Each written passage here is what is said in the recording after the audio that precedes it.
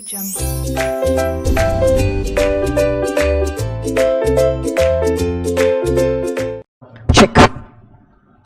Okay, so very good afternoon to all my dear friends. Hello everyone. Am I audible and visible? Please let me know.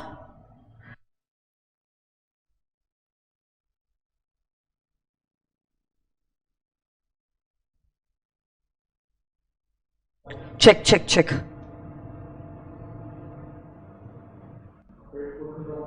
Live हो गया है क्या? हाँ. Okay.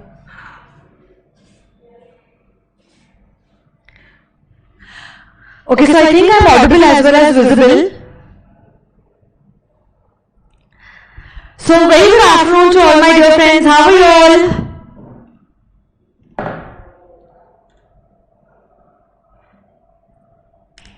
Okay. Good afternoon, good afternoon. Jai Jinein, Sakshi. Double voice आ रही है. Let me check.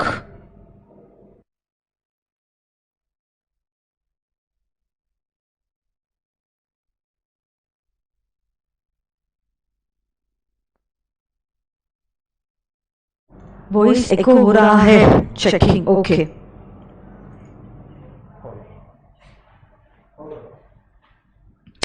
Okay, check. Now I think the voice issue has been resolved. Is it fine now? Is it fine now?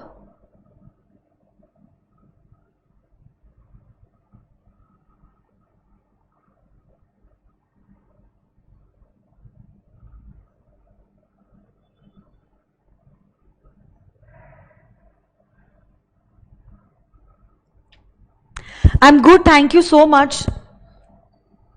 Is the voice issue resolved? Is the voice fine now? Still it is not correct. Check, check, check, check, check.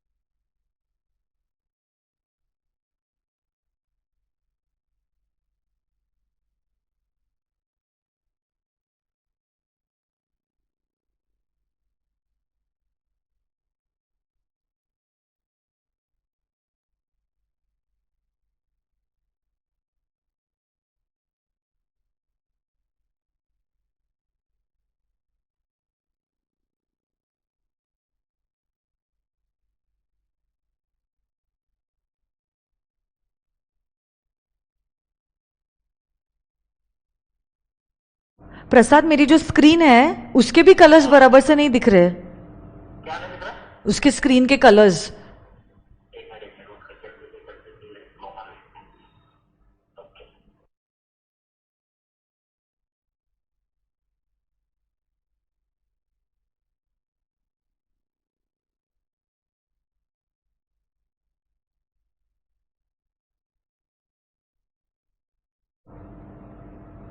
हाँ प्रसाद, hello. अच्छा ठीक.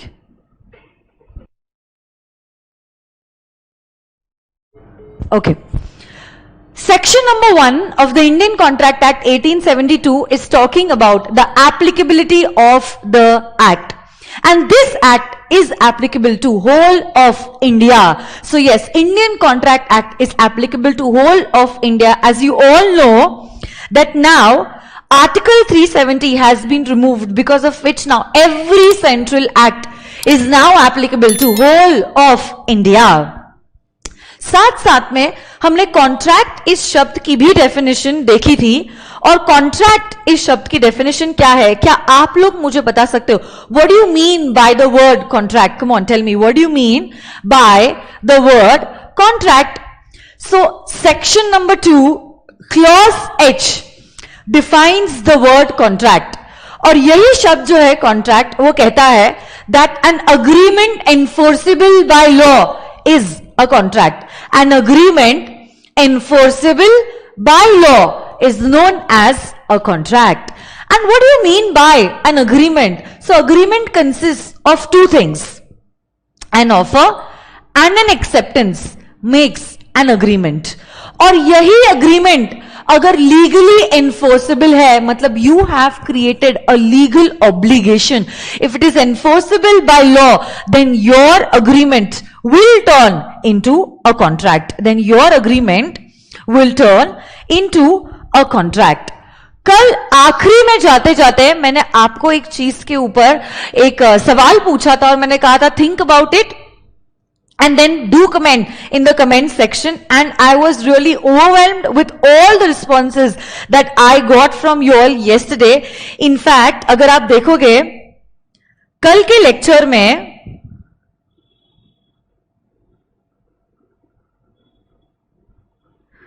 there were around more than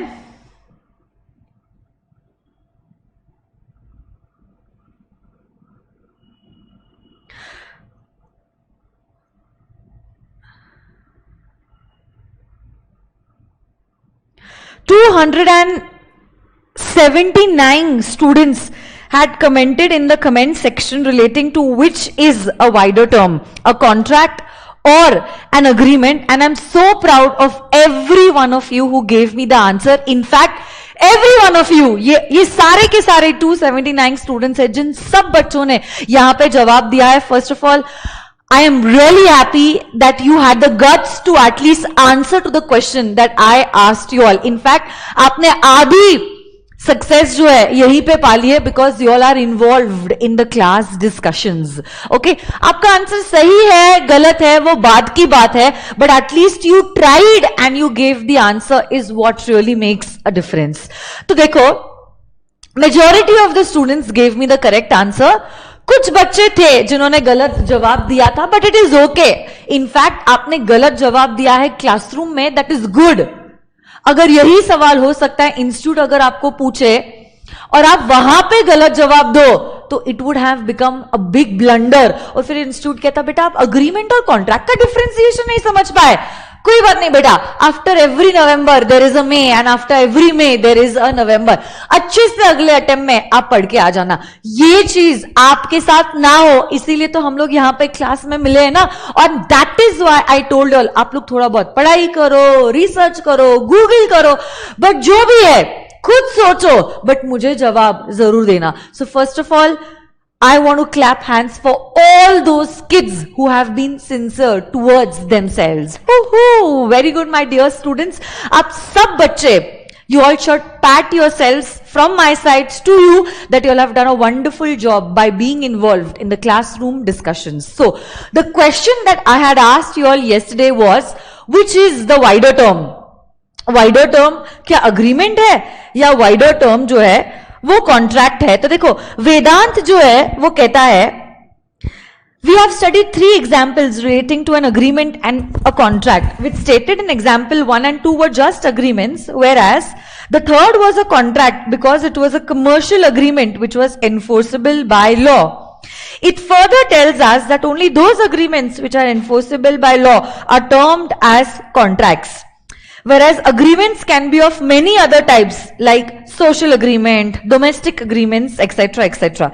So we can say that every contract is an agreement, but not every agreement is a contract. Therefore, agreement is a wider term as compared to a contract. मतलब क्या जवाब लिखा है यार आपने, best जवाब है, best जवाब. बहुत एकदम शिद्दत से, एकदम अच्छे से इस बच्चे ने जवाब दिया, along with the examples that I had covered in class, along with the reasoning. और लैंग्वेज भी काफी अच्छी है और लीगली ऐसा लग रहा है कि काफी अच्छे से उसने जवाब दिया है. So I'm so proud of you, dear Vedant. आगे भी आप देखो कि बहुत सारे बच्चों ने बहुत ही शिद्दत से जवाब दिया है. So I am really very proud and happy that you all were able to give the answer and that too in a manner that is actually expected by the institute. So I was really happy after reading all your answers yesterday. Okay, so let me come to the answer and let me tell you what is the correct answer. The correct answer is that agreement is a wider term as compared to a contract. Yes, agreement is a wider term as compared to a contract. जिन्होंने सही जवाब दिया है Bingo, जिनका गलत जवाब हुआ it is okay. Now you can rightly understand why you were wrong and correct yourself now itself so that you are not committing the same mistake in the examination. Okay, and I'm really happy that at least you tried, you thought you tried and you stood for your answer. Okay, देखो बचपन में आपने कुछ superset और subset का concept पढ़ा होगा, है ना. बचपन में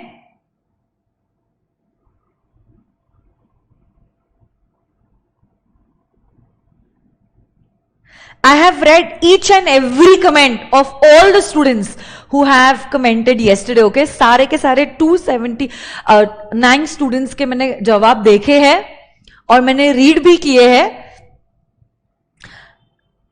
और उसी के बाद obviously I am commenting these things. Obviously classroom में हर कोई जवाब रीड करना पॉसिबल नहीं है बिकॉज समय मेरे पास बहुत लिमिटेड है, बट घर पे मैंने अपना होमवर्क किया है. I have read all the answers that you have shared with me. सुनो ना मेरी बात. स्कूल टाइम्स में आपने एक कॉन्सेप्ट पढ़ा था सुपरसेट एंड सबसेट.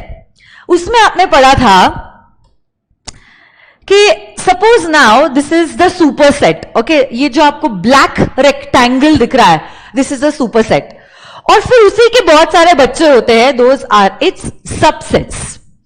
अगर आप यहां पे स्क्रीन पे देखोगे my dear friends, oh my God what happened.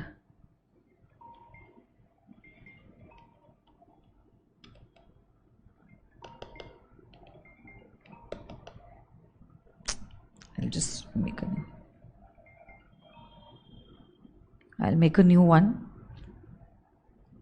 and a circle, something that is light, okay, and black. Okay, so now अगर हम देखें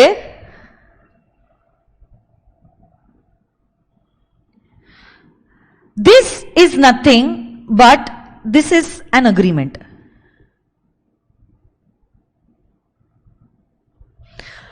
और यही जो अग्रीमेंट है this agreement could either be of a social nature, जो आपने कटरीना जी और सलमान के एग्जाम्पल में देखा था.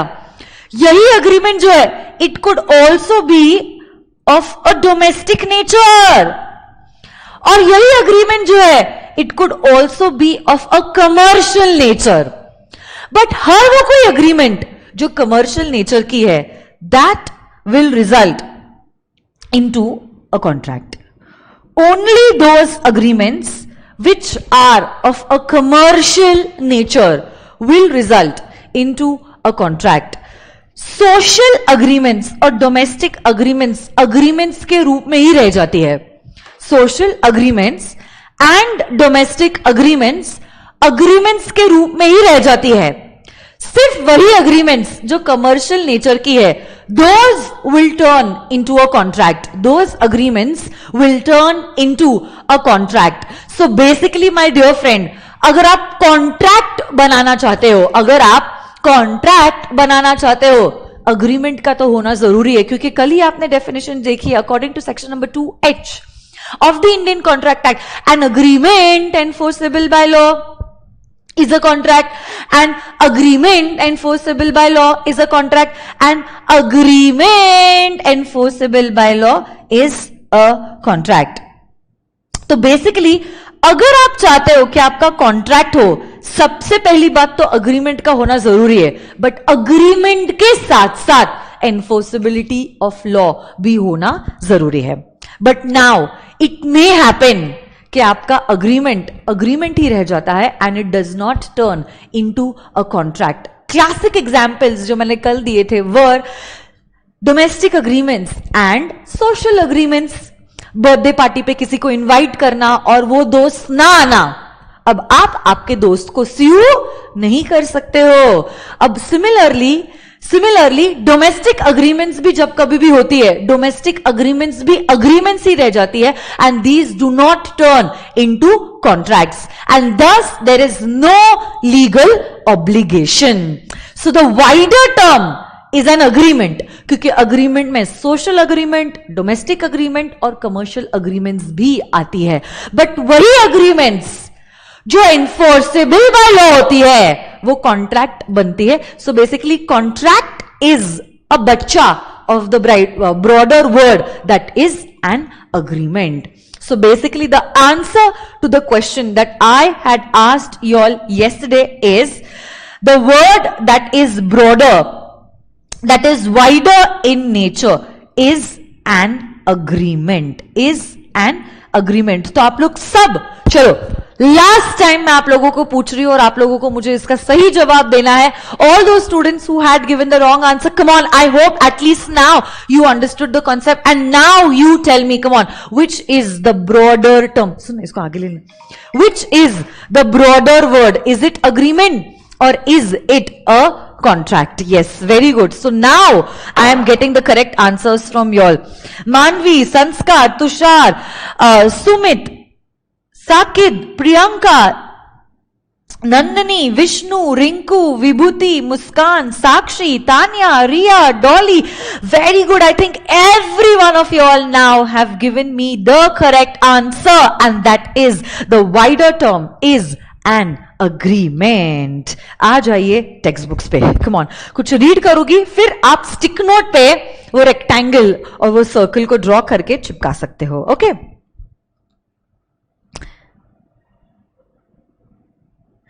अग्रीमेंट और कॉन्ट्रैक्ट, क्या ये दोनों शब्द सेम है या अलग अलग है? Obviously there is a difference between the word contract and an agreement. What do you mean by the word agreement? कल ही मैंने आपको कहा था agreement is equal to offer plus acceptance.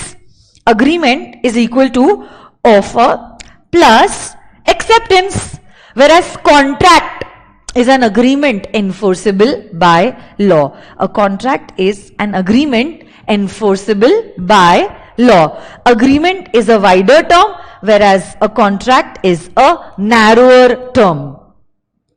Agreement के केस में it is not necessary to have a legal relationship. जैसे कि social और डोमेस्टिक अग्रीमेंट्स में कोई भी लीगल ऑब्लिगेशन नहीं होता है, जबकि कॉन्ट्रैक्ट में there is always a legal obligation that is present. और एक लास्ट पॉइंट है जो कहता है all agreements are not contract but yes all contracts are always agreements. All agreements are not contracts, but yes, all contracts are agreements. Yes or no, guys? So it is basically one in another.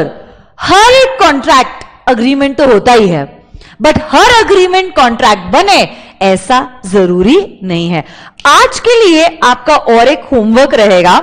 ये homework मैं देती रहती हूं. कभी कभार मैं कुछ direct theory questions देती हूं, कभी कभार कुछ सिचुएशन बेस्ड क्वेश्चंस आपको होमवर्क के लिए देती हूं. But currently today is just our 4th class, तो obviously case study based questions मैं आपको होमवर्क के लिए नहीं देने वाली हूं. उसके पहले आई will be taking a lot of practice of such kind of questions in class. In fact, I will make you write certain questions and answers in class. I will write as small kids, you know, you all used to do in your schooling years. In that way, we will be doing certain questions which are in the form of a case study, क्योंकि इन सवालों का जवाब लिखने का भी एक अपना तरीका होता है, जो कमिंग वीक्स में मैं आपको बताने वाली हूं कि आपको फैक्ट्स, रेफरेंस, एनालिसिस, कंक्लूजन ऐसे करके एक फॉर्मेट में, एक पाथ में आपको ऐसे सवालों के जवाब देने होते हैं. बट जहां तक direct theory questions, I think you all know how you are supposed to write down the answers for direct theory question. Direct theory questions आप लोग लिखते हो इन पॉइंट वाइज फॉर्मेट, है ना. अब ऐसे केस में माय डियर फ्रेंड्स, सुनो ना मेरी बात,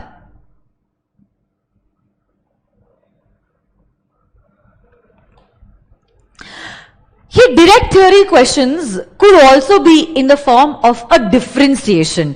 Direct theory questions could also be in the form of a differentiation. जैसे कि यहां पे agreement और contract का differentiation.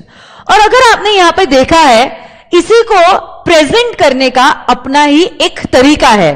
तो जैसे यहां पे मैंने अपने टेक्स्ट बुक में ये डायरेक्ट थ्योरी क्वेश्चंस को प्रेजेंट किया है, वैसे ही आपको एग्जामिनेशन में भी इसी को प्रेजेंट करना होता है.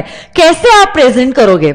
You will divide the differentiation into 2 parts, जैसे कि अग्रीमेंट और कॉन्ट्रैक्ट. अगर आप चाहते हो आप बेसिस लिख सकते हो, otherwise directly you can also give the differentiation. Okay, and then in this tabular format you will be giving the answers. Okay, तो अब देखो यहां पे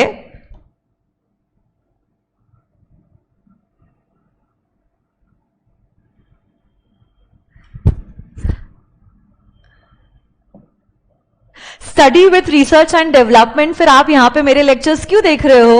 Then you can go and follow your mentor. Okay, I think you are watching my lectures. That is the biggest achievement that I have made in my life. कि आपको यहाँ पे आके मेरे कमेंट सेक्शन में कमेंट करना पड़ रहा है और आपको मेरे क्राउड को वहां पे डाइवर्ट करना पड़ रहा है. Wonderful. Thank you so much for the love that you have shown me. This just shows you are so jealous. Hi Anna. चलो, don't worry. I believe my students and I know that I have never broken their trust and love. चलो, क्या आप agree करते हो? Please give me a thumbs up और a heart as you wish. चलो, I think today is the best day of my life. चलो, तो देखो, ये जो डिफरेंशिएशन है ये आपको प्रेजेंट करना होता है इन अ टैब्यूलर फॉर्मेट. ओके, तो यही जो टैब्यूलर फॉर्मेट होता है उसमें आप दोनों भी हेडिंग्स देते हो. जैसे कि से फॉर एग्जांपल यहां पे आप लिखोगे एक साइड पे अग्रीमेंट एंड दूसरे साइड पे you will write the word contract. I am not able to stop blushing. मुझे इतनी खुशी महसूस हो रही है. चलो,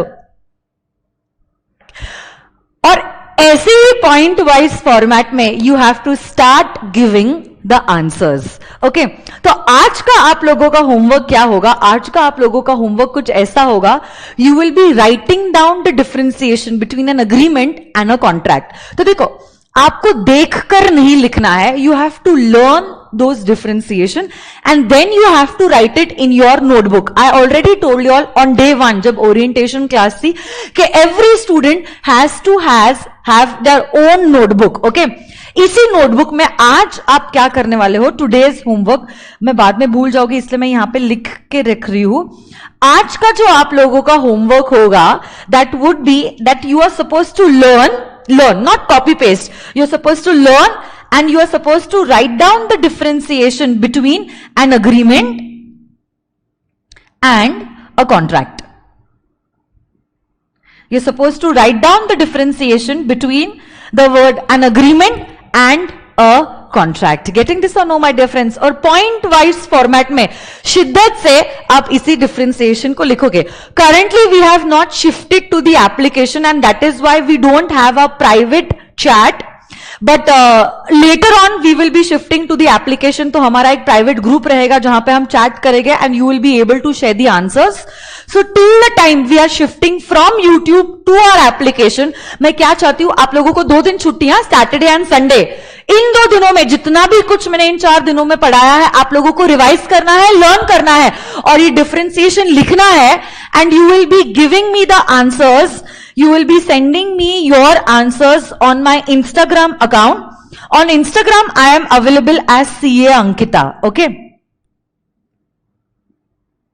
On Instagram, I am available as CA Ankita. और मैं चाहती हूं कि आप लोग सब आपका जो आंसर है मुझे मैसेज कर देना.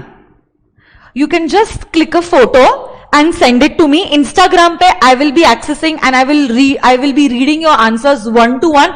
तो जो भी कुछ कमेंट्स मुझे हो गए आप लोगों के आंसर से रिलेटेड, से हैंडराइटिंग इंप्रूव करनी है या इंग्लिश इंप्रूव करना है या लीगल लैंग्वेज और यूज करनी है, I will be answering to all your messages personally 1-to-1. सो मुझे लगता है कि अगर मैंने इतनी सिंसियरिटी आप लोगों के लिए बताई है, and I M promising you that I will be reading your answers and giving you tips personally, I think आपको दिन भर में से आधा घंटा निकाल के इस प्रोविजन को लर्न करके लिख के मुझे फोटोज देने ही होंगे, है ना. I think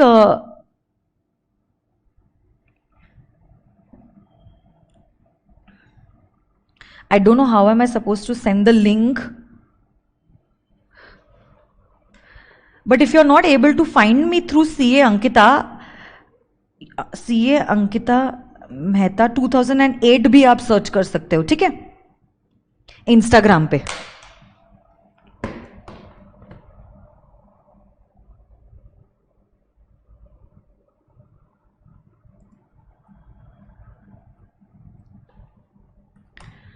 I'll just show you. I think.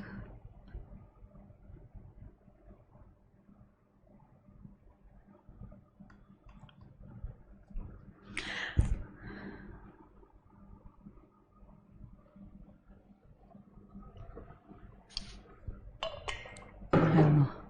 How am I supposed to log in?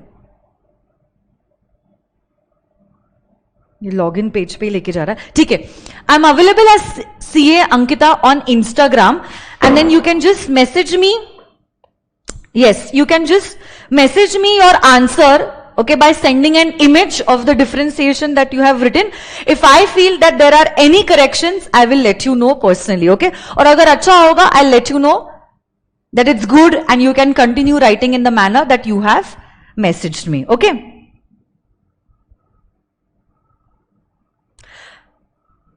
No, don't write only the blue points. I would like you all to write it in a complete manner. Blue points is just the pointers ताकि आप remember कर सको. हो सके तो आप पूरे sentences लिखना है, तो ऐसे नहीं लिखना है wider term, narrower term.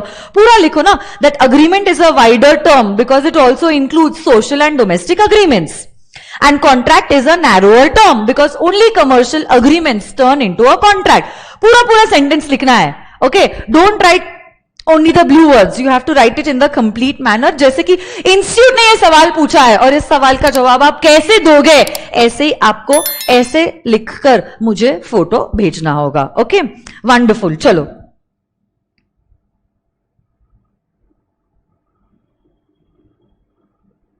so yes my dear friends, an agreement is the wider term and the contract is the narrower term. आप क्या करोगे, एक चिट्ठी पे ये चीज आप ड्रॉ कर लो and just paste it in your textbooks on page number 3. Okay, तो ये जो ब्लॉक मैंने यहां पे बनाया है, इसी को आपको बनाना होगा यहां पर and then stick it on page number 3.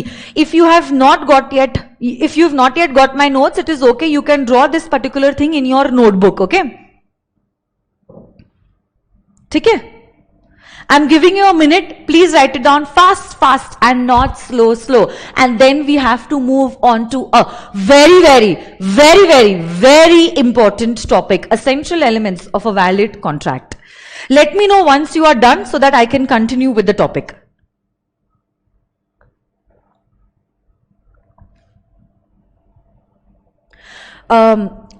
कोई कह रहा है ma'am I can send your profile link here. Yes, if you have the profile link please send it over here. बहुत अच्छा हो जाएगा. I will be glad.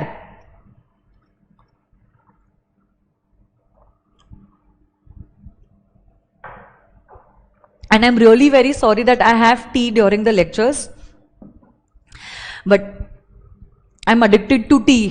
अगर आप चाय लवर होगे तो आपको भी पता होगा मैं किस चीज से गुजर रही हूं.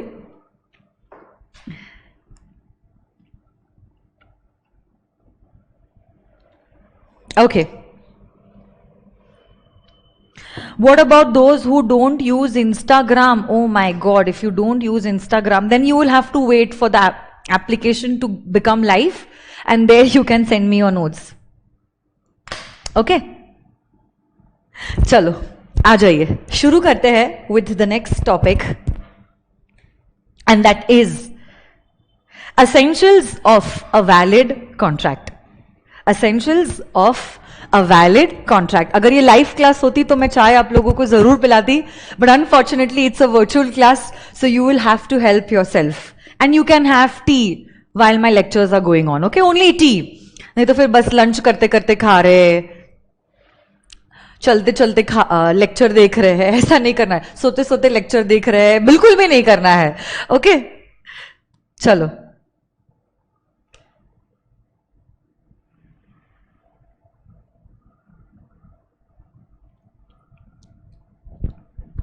Okay. So yes, I'm on page number 3 and this topic, okay, now everyone, you know what is the class protocol, okay? You have to sit down like good children, okay, on your study table. You don't have to sit on the sofa, you don't have to sit on your bed, you have to sit on your study table. Your eyes and ears should be open and your only concentration should be on this topic of law. We are starting with a new topic which is relating to the essential elements of a valid contract. कोई भी contract अगर आप चाहते हो कि validly बने, कोई भी contract अगर आप चाहते हो कि validly बने, what are the things that are required for such a contract? Okay, so starting with the first point, and that is every contract requires two parties. अगर आप देखोगे essentials of a valid contract को मैंने दो हिस्सों में divide किया है. Those given under section number 10, those given under section number 10, and those which are not given under section number 10. So first we are starting with these points, those which are not given under section number 10. Okay. Rajat, I did not understand. What about the exams? I mean, what is your question? I'm not able to get your question. What are you asking about the examination?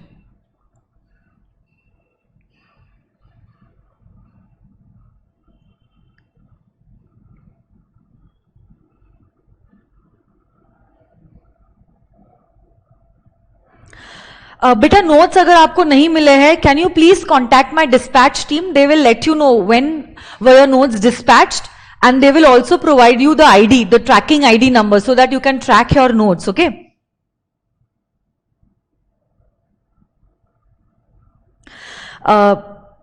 चलो, I'll just start क्योंकि बातें ऐसी ही चलती रहेगी. आपकी सारी queries I will resolve after the class gets over. पहले हम लोग पढ़ लेते हैं and then we will come to the question and answer time. Okay. तो सुनो, सबसे पहला पॉइंट कहता है कोई भी कॉन्ट्रैक्ट बनने के लिए आपको लगेंगे कम से कम दो पार्टीज. कोई भी कॉन्ट्रैक्ट बनने के लिए आपको लगेंगे कम से कम दो parties. So now one person cannot enter into a contract with himself. One person cannot enter into a contract with himself. अगर आपको कॉन्ट्रैक्ट एंटर करना है, you will at least require one more person. तो आप with another person can together enter into a contract. So basically what the act is trying to say is कोई भी contract बनने के लिए, कोई भी contract बनने के लिए कम से कम you require two parties. So basically the minimum number of parties that are required is two, and there is no limit on the maximum number of parties in order to enter into a contract. But अगर किसी को contract enter करना है, कम से कम दो लोगों के साथ ही contract enter किया जा सकता है. So the first point says that you require at least two parties in order to form a contract. And there is no limit on the maximum number of persons in order to enter a contract. ये जो मैं दो parties की बात कर रही हूं, ये दो parties either can both be natural persons. Both of them can be natural persons.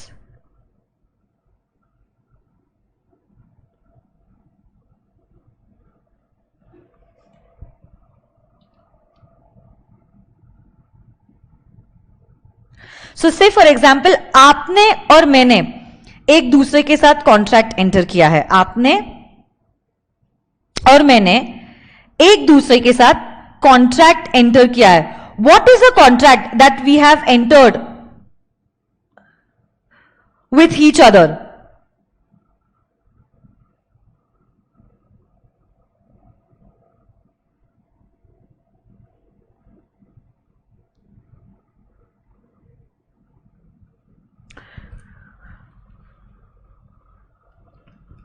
कि मैं आपको फाउंडेशन लॉ पढ़ाऊंगी और आप मुझे फीस दोगे. तो ये जो कॉन्ट्रैक्ट एंटर हुआ है आपके और मेरे बीच में, this is a contract that has been entered between two parties and both these two parties are natural parties. Another example, कल जो मैंने आपको एक एग्जाम्पल दिया था आमिर और शाहरुख का. एक साइड पे आमिर जो है वो वादा कर रहे हैं कि वो अपनी कार बेचेंगे और उसके बदले में शाहरुख ने वादा किया है 50 लाख रुपए देने के लिए. Aamir and Shahrukh, both these two persons are natural persons. So basically first thing, okay, that can happen is the two parties who are entering into a contract with each other, both of these two parties can be natural persons. एक दूसरी चीज भी हो सकती है, हमें दो लोग चाहिए कॉन्ट्रैक्ट एंटर करने के लिए. दो लोग चाहिए. We require two persons in order to enter into a contract. We require two persons in order to enter into a contract. Two persons to enter into a contract. These two persons can either be a natural person और an artificial person. हमने सिर्फ कहा है हमें दो लोग चाहिए. ये दो लोग नेचुरल भी हो सकते हैं, ये दो लोग आर्टिफिशियल भी हो सकते हैं. तो केस नंबर 2 देखो ना, केस नंबर 2 में यहां पे क्या हुआ है? केस नंबर 2 में आपने क्या किया है? इन्फोसिस के कुछ शेयर्स खरीदे हैं. आपने इन्फोसिस के शेयर्स खरीदे हैं. आपने इन्फोसिस के शेयर्स खरीदे हैं. आपने इन्फोसिस के शेयर्स खरीदे हैं. इस केस में आप एक नेचुरल पर्सन हो और इन्फोसिस जो है इज एन आर्टिफिशियल पर्सन. आपने पैसे दिए, इन्फोसिस ने शेयर्स दिए. आपने पैसे दिए, इन्फोसिस ने शेयर्स दिए. Agreement enforceable by law.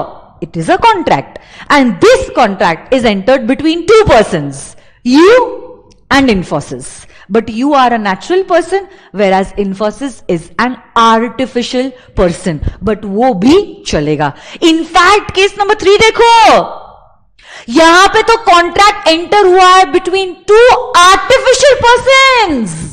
जी हां, क्या ये पॉसिबल है? Yes my dear friends, a contract can also be entered into by two artificial persons. जैसे कि Reliance Industries Limited ने क्या किया है? More than 1/2 of the voting power खरीद लिया है रिलायंस रिटेल लिमिटेड का, जिसके वजह से ये होल्डिंग और वो सब्सिडरी कंपनी हो गई है. मतलब एक कंपनी ने दूसरे कंपनी के शेयर्स खरीदे हैं. एक कंपनी ने दूसरे कंपनी के शेयर्स खरीदे हैं. इस केस में there is a contract over here. Offer है, एक्सेप्टेंस है और लीगल ऑब्लिगेशन भी है. Means there is a contract and this contract that is entered into over here is between two artificial persons. What is an artificial person? An artificial person is a person which is created by law. An artificial person is a person which is created by law and can only be destroyed by law. Artificial मैंने कहा है, fictitious नहीं कहा है. fictitious मतलब काल्पनिक, जो आपके सिर्फ इमेजिनेशन में एग्जिस्ट करता है. बट अगर मैं आर्टिफिशियल कहती हूं, आर्टिफिशियल का मतलब होता है something that is existing in the eyes of law. तो कानून की आंखों से देखो, कानून की दुनिया में Reliance industries limited is a person. In fact, Reliance Retail Limited is also a person in the eyes of law. तो यहां पे जहां पे Reliance Industries Limited ने Reliance Retail Limited के शेयर्स परचेस किए हैं, is a contract which is entered between two artificial persons. Even this is allowed in the eyes of law. Getting this or no, my dear friends? तो देखो, पते की बात क्या है? पते की बात यह है, लॉ मेकर्स कहते हैं अगर आप कॉन्ट्रैक्ट एंटर करना चाहते हो तो फिर ये कॉन्ट्रैक्ट जो है it should be entered between two parties, between two persons. Okay, so these two persons can either be natural persons, artificial persons, or a combination of a natural as well as an artificial person. Okay, fictitious person का example हो सकता है, कुछ बच्चे बोल रहे हैं ma'am fictitious का example दो, जैसे कि say for example I entered into a contract with Shaktiman, or I entered into a contract with Batman. Batman and Shaktiman only exist in our imagination. They are not real persons. They are काल्पनिक, they are fictitious. But अगर मैं Reliance Industries कहती हूं, वो काल्पनिक नहीं है, वो रियलिटी में एग्जिस्ट करती है, बट कानून की दुनिया में, है ना, ऐसी वो बात है. तो अब मैं क्या चाहती, अब मत चालू हो जाओ, Spiderman, mister India, iron man, ये सब, ब्लैक पैंथर अभी चालू मत कीजिए, ठीक है. तब ऐसे केस में that person should be existing in the eyes of law. That person will be called as an artificial person.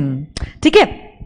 तो अब मैं क्या चाहती हूं, आप अगर आपके पास टेक्स्ट बुक्स है तो टेक्स्ट बुक्स में आप एक स्टिक नोट पे ये चीज लिख लो और चिपका दो.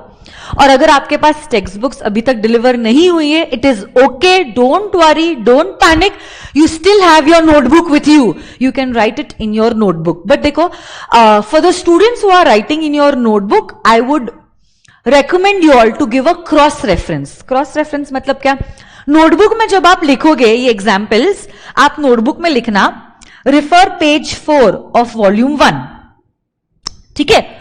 और जब आपकी टेक्स्ट बुक आ जाएगी ना, तब आप टेक्स्ट बुक में लिख देना मैंने ये एग्जाम्पल जो है नोटबुक के ये पेज नंबर पे लिखा है, ठीक है. करंटली आप लिखना कि मैं टू पार्टीज से रिलेटेड जो पॉइंट है उसके एग्जाम्पल्स नोटबुक में लिख रही हूं. Shinchan, okay Shinchan. Yes, Samruddhi, if you wish to, you can attend these lectures. These lectures are also applicable for May 2022 students. Okay. Thank you so much, Mayank. Thank you. Yash, कुछ दिनों के लिए, till the time the application is live, the lectures will be conducted on YouTube, after which we will be shifting to the application. Okay. Kanchan, you can visit www.swapnilpatni.com and you will get all the details. Okay.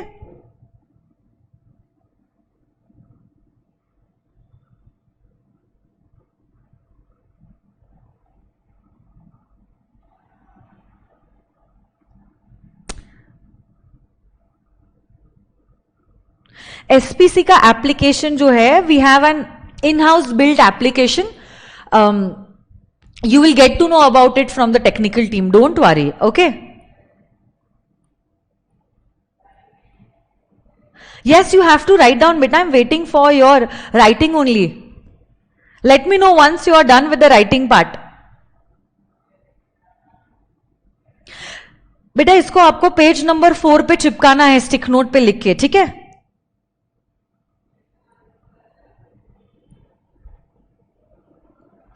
Are you done with the writing part, everyone?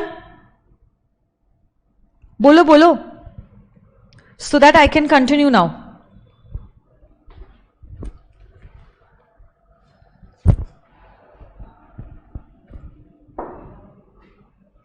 I think you all are done with the writing part.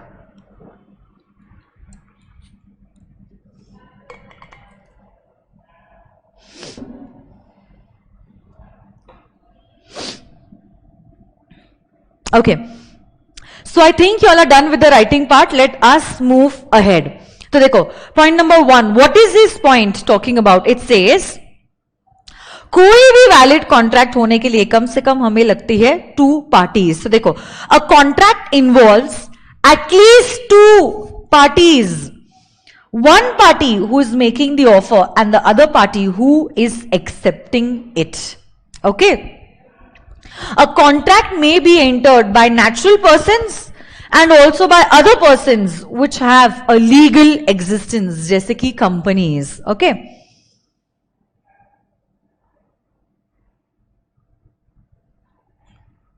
No, you cannot enter into a contract with God. What is wrong with you? Shashank, I don't know what is AMU. I don't know what is AMU. Next. Parties must intend to create a legal obligation. Parties must intend to create a legal obligation. हमने इसकी हल्की सी झलक already कल देखी थी जब हमने contract इस शब्द को देखा था. देखो कॉन्ट्रैक्ट ये शब्द खुद ही चीख चीख के कह रहा है an agreement enforceable by law is a contract. An agreement enforceable by law is a contract. तो अगर आप चाहते हो आपकी अग्रीमेंट कॉन्ट्रैक्ट बने, there should be a legal enforceability. So basically there must be an intention on the part of the parties to create a legal relationship between them in order to form a contract. अगर आप चाहते हो कि आपकी agreement एक contract बन जाए, उस केस में माय डियर फ्रेंड्स आप लोगों का इंटेंशन लीगल ऑब्लिगेशन क्रिएट करना जरूरी है. डोमेस्टिक और सोशल टाइप के जो अग्रीमेंट्स होते हैं उनमें लीगल इंटेंशन नहीं होता है and thus these agreements remain to be agreements and they can never be a contract. एक बहुत फेमस केस लॉ है जिसके बारे में मैं आप लोगों से डिस्कस करना चाहती हूं. Please look into this case. I think officially this is your first case law. Okay,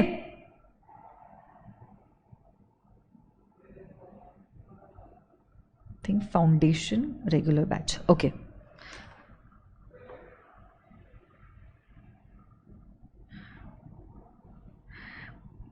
so point number 2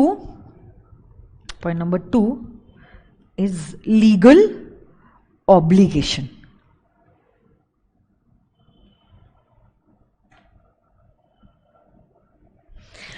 I think this is the first case law that we are going to study.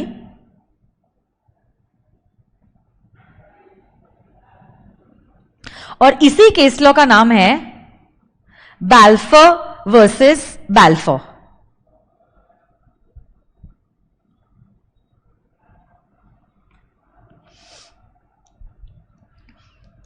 So listen what had happened over here. Okay, देखो कोई भी जो case law होता है, मैंने आपको बताया था मैं आपको क्या पढ़ाने वाली हूं, एक्ट पढ़ाने वाली हूं या लॉ पढ़ाने वाली हूं. मैं आपको पढ़ाने वाली हूं law, and law is equal to act plus rules plus case laws. तो ऑफिशियली ये आपका पहला केस लॉ है जो आप आपके सिलेबस में पढ़ रहे हो, जिसका नाम है बाल्फोर वर्सेस बाल्फोर. देखो मैं आपको जनरली कुछ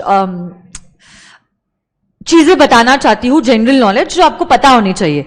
से फॉर एग्जाम्पल हम दोनों ने एक दूसरे के साथ एक कॉन्ट्रैक्ट एंटर किया है कि मैं आपको पढ़ाऊंगी और आप मुझे फीस दोगे. से फॉर एग्जाम्पल मैंने आपको पढ़ा लिया बट आपने मुझे फीस नहीं दी. तो आपने क्या किया, इस वादे को तोड़ा है. आपने इस वादे को तोड़ा है. अब क्योंकि आपने इस वादे को तोड़ा है, I have a right to sue you. Sue करना SUE, स्यू करना मतलब आपके अगेंस्ट केस फाइल करना. What I can do is I can file a case against you.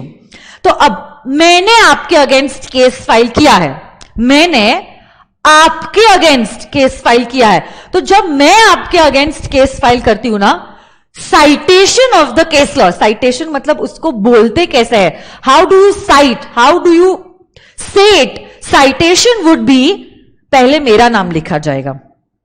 तो से for example Ankita ma'am versus जो भी आपका नाम है, से आपका नाम है say Sharma ji. Okay, your surname is Sharma ji. So basically अगर मैंने आपके अगेंस्ट केस फाइल किया, मैं कौन हूं, मैं अग्रीव पार्टी हूं. अग्रीव पार्टी मतलब मैं वो दुखी आत्मा हूं जिसके साथ गलत हुआ है. And I have filed a case against you. So how do you cite the name of this particular case? It would be Ankita ma'am versus Sharma ji. Okay, so basically who am I am the plaintiff. versus defendant. That is you. Defend, D-E-F-E-N-D-A-N-T, defendant.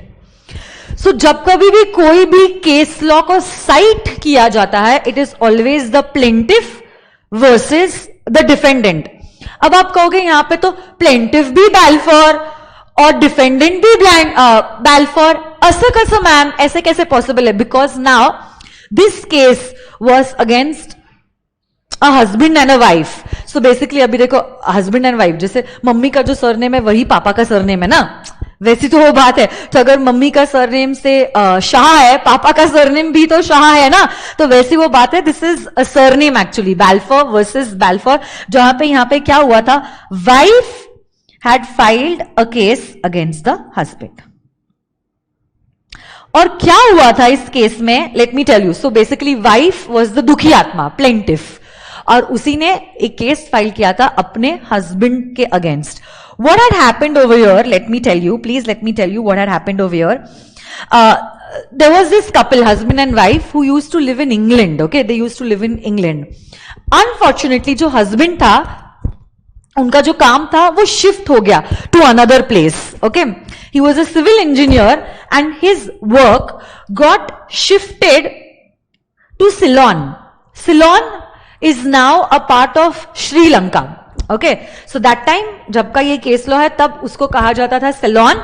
Right now it is a part of Sri Lanka.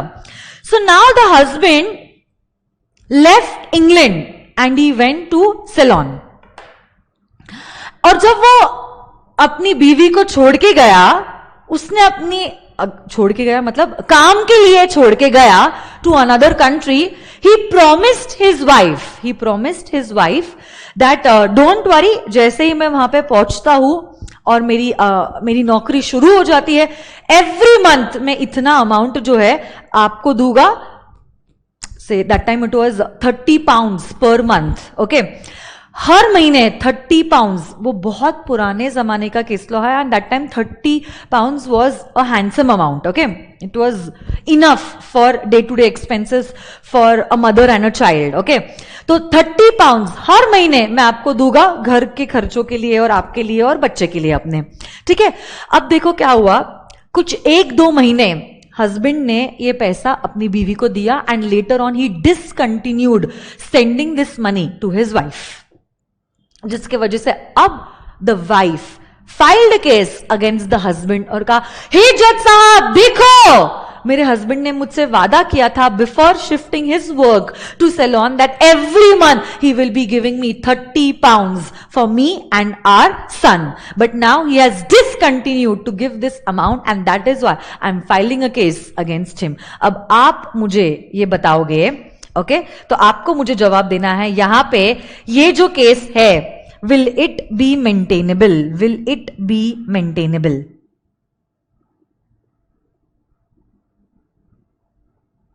They were living in London ना, so it was pounds, not euros. Okay? क्या ये case maintainable है? कौन जीता कौन हारा छोड़ दो, क्या ये केस मेंटेनेबल है? So very good, I think every one of you all, क्या बात है, एकदम सही जवाब दिया है कि no ma'am, this case is not maintainable. And why is it not maintainable? क्या आप लोग मुझे बता सकते हो why is this case not maintainable? Because husband और वाइफ के बीच में ये जो भी वादा हुआ है, याद कीजिए अनुष्का जी और विराट जी को, that is of a domestic nature. यहां पे हस्बैंड ने ऑफर दिया, वाइफ ने एक्सेप्ट भी किया, बट ये जो ऑफर एंड एक्सेप्टेंस है ये अग्रीमेंट के रूप में ही रह गया. This did not get converted into a contract because there is no commercial relationship between a husband and a wife, and that is why the case was not maintainable. And unfortunately, the wife did not have any legal rights to get that amount from the husband. Morally बाद में दोनों के बीच में क्या होगा उसके बारे में मैं बात नहीं कर रही हूं, but legally the wife does not have any rights against the husband. Okay? So yes, very good, क्योंकि यहां पे कमर्शियल अग्रीमेंट नहीं है because it is domestic. क्या बात है Shashank, Amrish, Sushil, very good. Disha, Dolly, Shreyas, Shruti, क्या बात है. Khushi, Kajal, Kishan, Ashwin, Roshan, Neha, very good. I am so proud of you. Liza, Yash, Rahul, Deep, Anushka, Jatin, क्या बात है. Very good my dear friends. So yes, what is this point saying? That there should be a legal relationship. Okay, so this was your first case that you all have studied. Next, point number 3. Other formalities to be complied with in certain cases. So yes, point number 3, other formalities.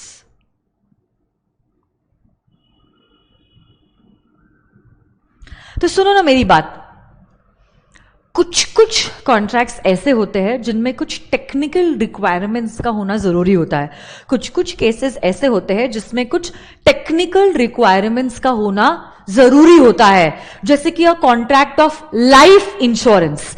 Life insurance का अगर आपका contract है, life insurance का contract हमेशा writing होता है and it is signed.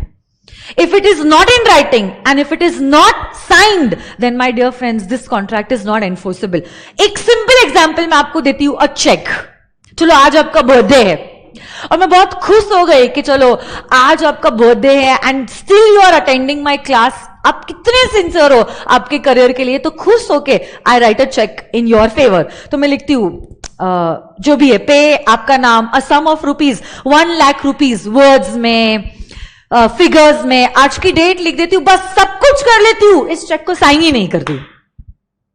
क्या ये चेक इन्फोर्सेबल है? क्या आप ये चेक का अमाउंट क्लेम कर पाओगे? The answer to this question is no. Why no? Because cheques की एक टेक्निकल रिक्वायरमेंट होती है and that is it should be signed. And unsigned cheque is not enforceable in the eyes of law and thus you will not be able to claim the amount written on this check. Getting this or no my dear friends? तो कुछ contracts होते हैं immovable property को, जब कभी भी आप खरीदते हो या बेचते हो, आपने आपके मम्मी पापा, दादा दादी, नाना नानी को देखा होगा. सपोज घर खरीदा है, ऑफिस खरीदा है, वो रजिस्ट्रार के पास जाते हैं रजिस्ट्रेशन के लिए. कॉन्ट्रैक्ट राइटिंग में होता है, रजिस्टर्ड होता है, स्टैम्प्ड होता है. गेटिंग दिस और नो? इमूवेबल प्रॉपर्टी ऐसे ओरली खरीदते और नहीं बेच सकते. इमूवेबल प्रॉपर्टी को अगर खरीदना है या बेचना है, इनके कॉन्ट्रैक्ट्स के कुछ टेक्निकल रिक्वायरमेंट्स होते हैं. जब तक आप ये टेक्निकल रिक्वायरमेंट्स पूरा नहीं करते हो, आप ये कॉन्ट्रैक्ट को पूरा नहीं कर सकते हो. गेटिंग दिस और no my dear friends? So yes, अगर आपका कॉन्ट्रैक्ट वैसा टाइप का कॉन्ट्रैक्ट है जिसमें कुछ फॉर्मेलिटीज का होना जरूरी है, जब तक वो फॉर्मेलिटीज नहीं आती है तब तक आपका कॉन्ट्रैक्ट वैलिड नहीं होता है. Let me tell you, formalities कुछ ही टाइप के कॉन्ट्रैक्ट्स के लिए नेसेसरी होते हैं. अदरवाइज एक्ट तो कहता है a contract can also be made orally. Dry cleaner के पास गई, कपड़े दिए, ओरली तो कॉन्ट्रैक्ट बनाया है. कहां पे मैंने लिखा है, I am giving you my clothes today and promise me you will dry clean my clothes and give back to me after 2 days. क्या ऐसा कुछ कॉन्ट्रैक्ट आप स्टैम्प करते हो, राइटिंग में साइन करवा के लेते हो क्या? ना, it's just been done casually. आप नॉर्मल किराना की दुकान में गए, 10 रुपए दिए, चिप्स का पैकेट लिया, क्या ये orally your contract was made. कुछ कॉन्ट्रैक्ट्स होते हैं जिनमें ये टेक्निकल रिक्वायरमेंट का होना जरूरी है, और जब तक ये रिक्वायरमेंट्स नहीं होते हैं वो कॉन्ट्रैक्ट एनफोर्सेबल नहीं होता है. सो देखो, in case of certain contract the contract must be in writing. Okay, जैसे कि इंश्योरेंस कॉन्ट्रैक्ट, सेल और परचेस ऑफ इमूवेबल प्रॉपर्टी. तो जब तक आपने वो टेक्निकल रिक्वायरमेंट्स पूरी नहीं की है, आपका कॉन्ट्रैक्ट वैलिड नहीं होगा. Next, point number 4, certainty of meaning. Okay, whenever you are entering into a contract, the contract should always be certain and it should not be vague. Vague मतलब not clear. वेग इस शब्द का मतलब है not clear. सो आपके contract के terms वेग नहीं होने चाहिए, वो क्लियर होने चाहिए. Getting this or no, my dear friends? जैसे कि I went to a shop. So basically they should not be unclear. It means they should be clear. I went to a shop and I asked the shopkeeper, भैया please give me 1 liter of oil. ये जो offer है बहुत वेग है. Oil कौन सा oil चाहिए ma'am? Do you need hair oil? Do you need cooking oil? Do you need motor oil? What kind of oil do you require? वो तो आपने कहा ही नहीं. सो अगर मैं कहती हूं I require 1 liter of oil, I have to be very clear in the offer that I am giving. Okay? Otherwise, your contract cannot be a valid contract. So point 4 कहता है, क्या कहता है point 4? That there should be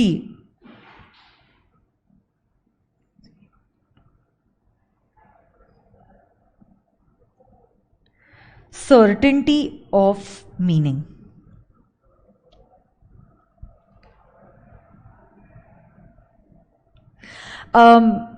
Vineet यहां पे husband ने वो कह रहा है कि मैम वाइफ को ऐसे ही छोड़ दिया फाइनेंशियल सपोर्ट के बगैर, तो ये ऑफेंस नहीं हुआ है क्या? यहां पे उसने वाइफ को छोड़ा नहीं है. They have not been separated, मतलब they are not divorced. He has gone for a job. His job has got transferred to another country and for that job he has gone over there. Okay?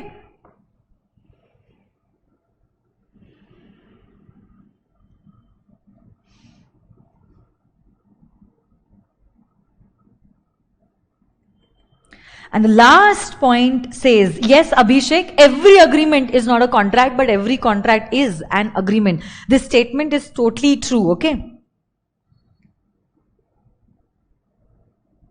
Possibility of performance. Possibility of performance. सुनो ना मेरी बात, यहां पे क्या लिखा गया है?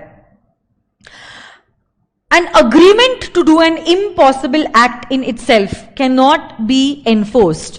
तो अगर आपके कॉन्ट्रैक्ट में कुछ ऐसे टर्म्स है जिनको परफॉर्म करना ही पॉसिबल नहीं है, आपका कभी कॉन्ट्रैक्ट वैलिड हो ही नहीं सकता है. जैसे कि से for example I am telling you, I offer to give you 10 lakh rupees, make this dead person alive.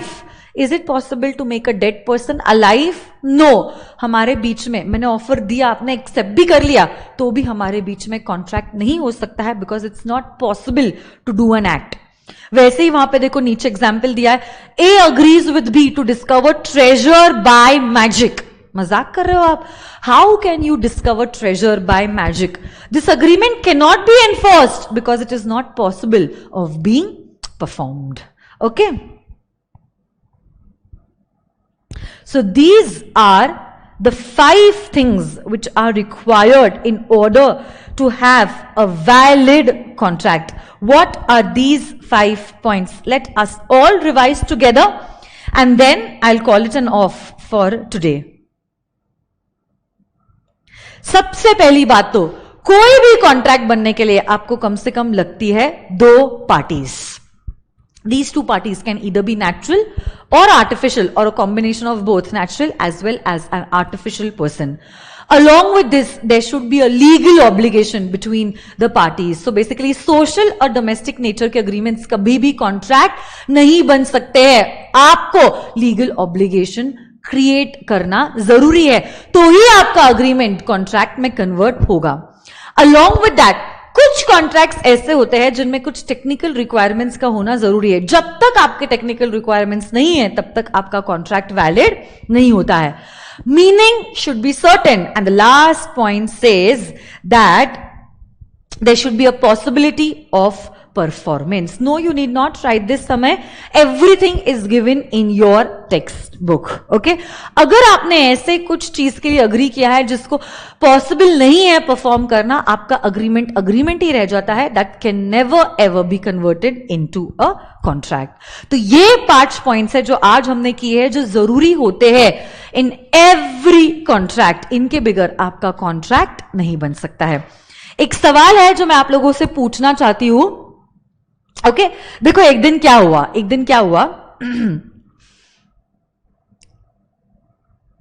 से आपकी एल्डर सिस्टर की शादी थी. एंड नाउ आप एक बड़े से बंगलो में मुंबई में रहते हो और आपके नेबर्स वरुण धवन ही है ना.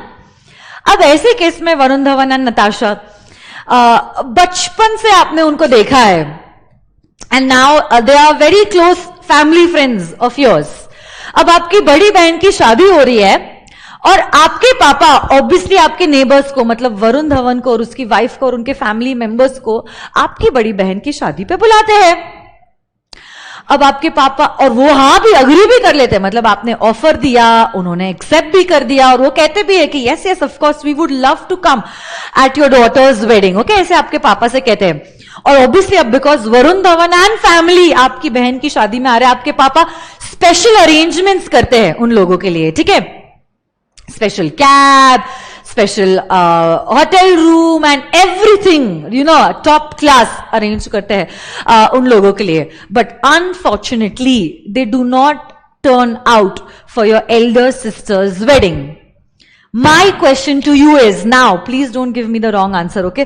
You're supposed to give me the answer in the comment section. तो कल जैसे आपने कमेंट किए थे, कल मुझे 279 कमेंट्स आए थे, आज मैं चाहती हूं उससे भी ज्यादा कमेंट्स आने चाहिए और एकदम अच्छी तरह से आप लोगों को लिखना है कि क्या आप वरुण धवन के अगेंस्ट केस फाइल कर सकते हैं. Can you sue Varun Dhawan?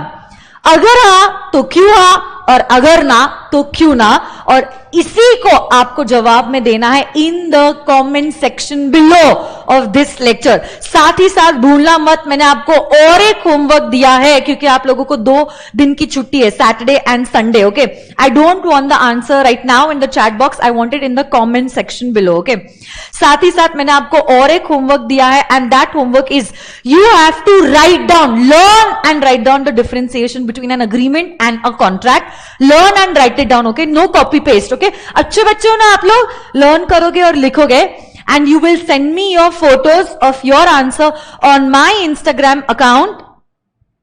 And on Instagram I'm available as CA Ankita. You can search me with CA in the name of Ankita Mehta 2008 if you are not able to search me with my name, that is CA Ankita. Okay, तो चलो वक्त यही कहता है, 3 बज चुके हैं कि अलविदा कहने का समय आ चुका है. तो यहीं पे मैं लेक्चर को खत्म करना चाहूंगी. Thank you so much dear students for always showing this love and support. I love you everyone, each one of you. Okay, and see you all on Monday. Enjoy your weekend. Bye bye. Love you all.